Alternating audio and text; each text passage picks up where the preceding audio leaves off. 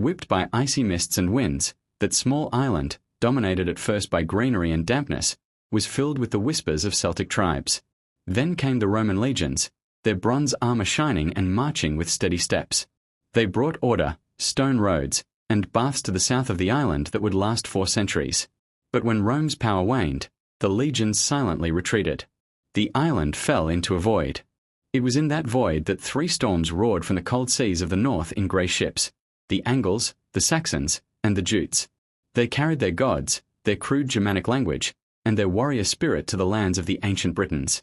That new name, England, meaning land of the Angles, was forged with this bloody birth. Centuries passed until that fateful year, 1066.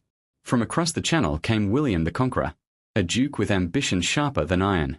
With the fall of the last Saxon king in the bloody mud of Hastings, England's destiny changed overnight.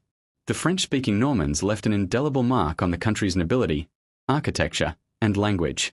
The following centuries were a chaotic Middle Age, where barons challenged the king, Magna Carta began to limit power for the first time, and the endless French wars brought heroism and destruction. But the real drama began with the Tudors. Henry VIII's passion for separation from his wife transformed a nation's religion. He renounced the Pope and founded the Anglican Church. Then, the Virgin Queen Elizabeth ascended to the throne. Her reign was a golden age. Seas were crossed, poems were written, and the Spanish Navy was brought to heel. The quarrel between the Crown and Parliament escalated into a bloody civil war in the 17th century. The king was beheaded, a brief Republican era ensued, and finally, the Glorious Revolution consigned the monarchy's absolute power forever to history. The power now rested not with the Crown, but with elected representatives. Following this political stability, steam and iron began to course through the country's veins. With the Industrial Revolution, fields transformed into factories, villages into cities. From beneath coal-blackened chimneys, England transformed into a colossal power that spread across the globe, the British Empire. The sun truly never set on this empire. The British flag flew everywhere from the Indian Ocean to the Canadian moors. But the 20th century, in the shadow of 2 world wars, shook this magnificent edifice.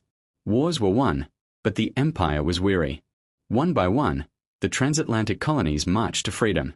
England, once a mighty power, was now the heart of a dwindling United Kingdom, now uniting 4 distinct nations: England, Scotland, Wales, and Northern Ireland. And history hasn't stood still. Today, that former island is once again searching for its own identity. Should it remain a part of Europe, or should it become a solitary and mighty maritime power? Brexit is the modern answer to this eternal quest. The story of Britain is one of those who always come, go, fight, and rewrite its own rules.